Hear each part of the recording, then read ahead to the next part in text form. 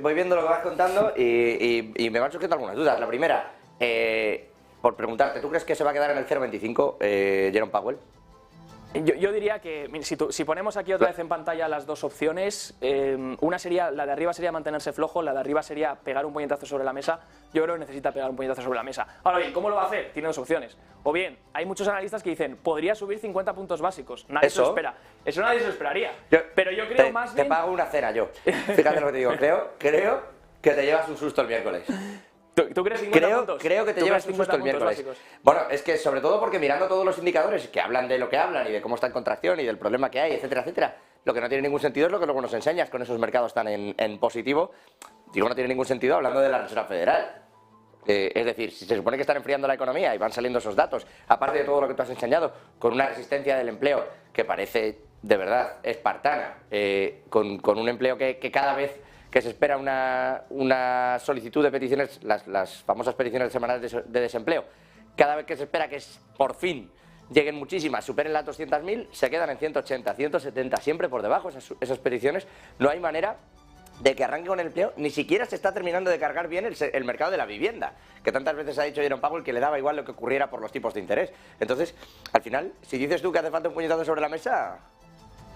Más por la parte del discurso. Yo creo que va... Acuérdate, mira, te pongo en pantalla... 25 y agresividad, ¿no? Y agresividad. Mira, te pongo en pantalla un gráfico muy importante, para mí el más importante a vigilar ahora mismo. Sería el de las condiciones financieras. Las condiciones financieras, ¿qué quiere decir? Bueno, pues cuando se aprietan, el entorno se vuelve más restrictivo y entonces el crédito es más difícil de acceder. Eso hace que la economía se enfríe y la inflación tienda a bajar, ¿no? Por tanto, la Fed siempre ha querido que las condiciones financieras se aprieten. ¿Cómo lo hace? O bien subiendo tipos, o bien con QT, reducción del balance, o bien con las expectativas, dando un mensaje. Por ejemplo... Pero no está colando eso del mensaje. No está colando. Mira, fíjate, te he puesto Jackson Hole. Te lo digo porque cuela, que vemos desaparecer a todos los cortos durante los primeros 15 minutos de charla de la Reserva Federal, cuela ahí. Y luego deja de colar. Luego vemos unos meses que no están siendo para nada desdeñables en el mercado. Eso es, fíjate que desde 2022 las condiciones financieras se habían apretado, yendo para abajo esa curva azul, y como vemos...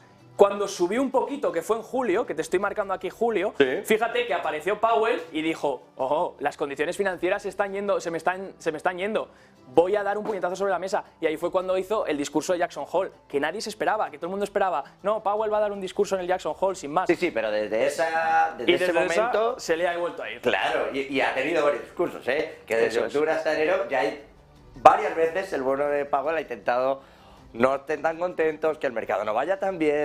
Ha intentado incluso con el inicio de los discursos de Powell, se ha llevado un 2 y casi un 3, incluso en algunos momentos cerca de un 4% el mercado al suelo para luego verlo subir. O sea que en realidad convence y no. Bueno, 0,25 y agresividad. Yo diría eso. Tú dices 0,50. Nos jugamos la cena. Sí, estoy así, no estoy optimista. Yo, tal cual venimos del programa, estoy que no lo veo. Me creo más la verdad de... Si hay que creerse la verdad de Powell y al final la chulería de esos bancos centrales que todo lo demás. Pero me hablabas también de ganadores en 2023. Al principio del programa me hablabas de lo que había sido basura y que en realidad están siendo grandes premiados, grandes objetos del deseo por parte de las grandes casas de inversión en 2023, y ahora ya te vas a madera, a cobre, a unas subidas de materias primas espectaculares, que yo no sé si esto también son cosas que ocurren en recesión. No debería. Las materias primas, fíjate, normalmente el ciclo lo que hace, lo primero que corrige siempre son los bonos, lo segundo que corrige son las acciones y lo último que corrige son las materias primas. Eso sería un poco el paso a paso del ciclo económico, ¿no? Está claro que los indicadores, lo que hay que hacer es dónde no estamos en el ciclo, ¿de acuerdo? El ciclo tiene la fase de contracción, la fase de early phase, recuperación, la fase de expansión y luego la fase de desaceleración. Y ahí es cuando se crean los ciclos económicos, que básicamente es crecer por encima de tendencia o estar por debajo de tendencia, ¿no? Entonces, cuando tú te aproximas a lo que es el final del ciclo, la parte alta del ciclo, ahí es cuando empiezas a tener ese rendimiento de las commodities, de las materias primas, mientras que empiezas a ver otros activos más de riesgo que habían funcionado bien en la fase de expansión y recuperación quedarse atrás. Luego, poco a poco, cuando empiezas en la fase de contracción, ¿qué es lo que lo hace bien? Pues por ejemplo lo defensivo, los bonos, el healthcare, salud, lo hace bien consumo básico, que curiosamente era lo que lo hizo muy bien en 2022. 2022 todo el mundo se empezó a posicionar en defensivo. ¿Por qué? Porque descontaban una recesión. ¿Qué ha pasado desde inicio de año? Te lo voy a poner en pantalla. desde inicio de año que ha pasado, que las de defensivas se han quedado atrás. Fíjate ahí, las tienes en términos negativos, mientras que tienes positivo cíclicas, comunicaciones, tecnología, materiales básicos, que son muy cíclicos y que dependen mucho de la economía.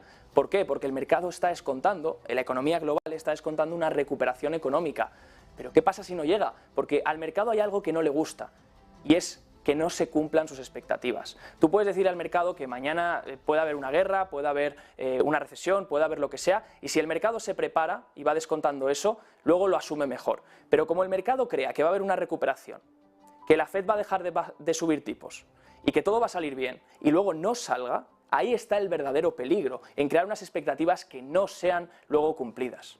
Javi, del Valle, en este sentido, esta mañana incluso comentábamos aquí en Business Connection con José Antonio Binder, le escuchábamos, oye, va a llegar una última subida y en realidad hay pausa. Digamos que Binder, de las tres posiciones casi que estamos tomando aquí, era un poco el más mercado, ¿no? El que más iba con ese sentimiento del mercado que no se cree, como dices, a la propia Reserva Federal. Entonces, más allá de todo lo que estamos viendo, o precisamente por todo lo que estamos viendo, ¿tú crees que da igual lo que piense o lo que quiera o incluso lo que diga? Porque dices tú, el mercado cree que hay una recuperación económica, pero no hemos visto todavía un daño profundo de todos esos indicadores que comentas. Por ejemplo, los del ley. Efectivamente, es curioso porque el mercado en sí es un indicador adelantado. Dentro del ley que comentas, esos 10 subindicadores que mide el ley, uno de ellos es la propia bolsa, es el propio SP500 el cambio que tiene de rendimiento. Entonces, bueno, sí, aunque el mercado esté descontando una mejora, yo creo que el mercado lo que ha hecho es que tenía unas expectativas muy negativas y esas expectativas, al verse mejoradas, pues las está descontando y está viendo ese movimiento. También porque si te he puesto los factores de las empresas que estaban rebotando, ¿cuáles son? Las empresas que más vendidas en corto estaban, las más endeudadas, lo que nadie quería. Y el mercado siempre va a cargarse todo el mundo, ¿no? Entonces, si todo el mundo decía, oye, hay que alejarse de estas empresas y todo el mundo las vende en corto, ¿qué hace el mercado? Que mañana rebotan. Si todo el mundo dice, hay que volver a esas empresas y todo el mercado vuelve, ¿qué hará mañana el mercado?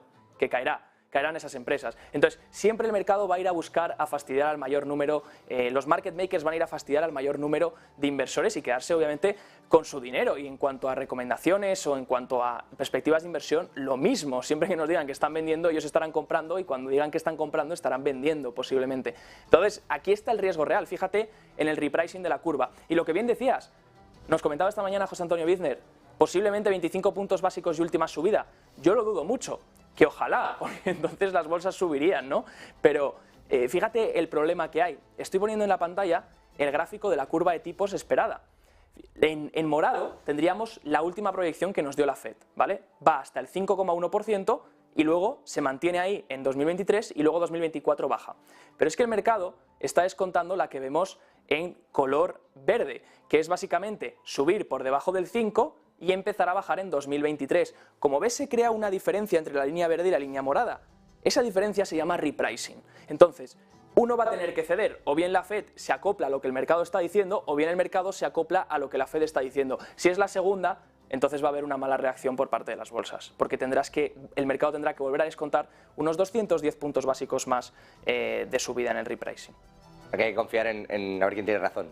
Bueno, quién tiene razón no, porque en realidad esto es, con todos mis respetos, es Papa Powell. El mercado querrá lo que quiera, pero la paga la da él. Es decir, que si quiere que la curva sea verde, será verde, y si quiere que siga siendo la azul, o sea, la morada, que él mismo pronosticó, será esa. De ahí que entonces veamos subidas por encima del 0,25, no esta vez, pero sí que suba ahora a 0,25 y todavía le quede una o dos subidas más.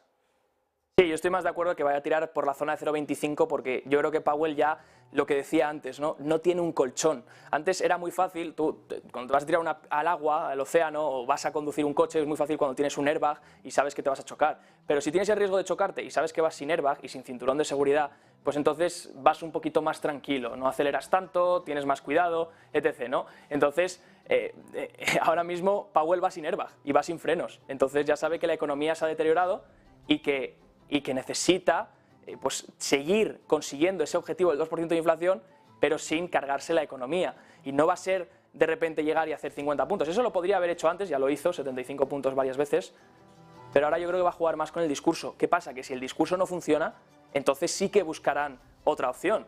o decir que van a mantener el balance, la reducción del balance durante mucho más tiempo, que eso es otro factor que tampoco hemos considerado. Y de nuevo hay una frase muy célebre que decimos mercado o Fed, Fed o mercado. Bueno, hay una frase muy importante que dice nunca luches contra la Fed, ¿no?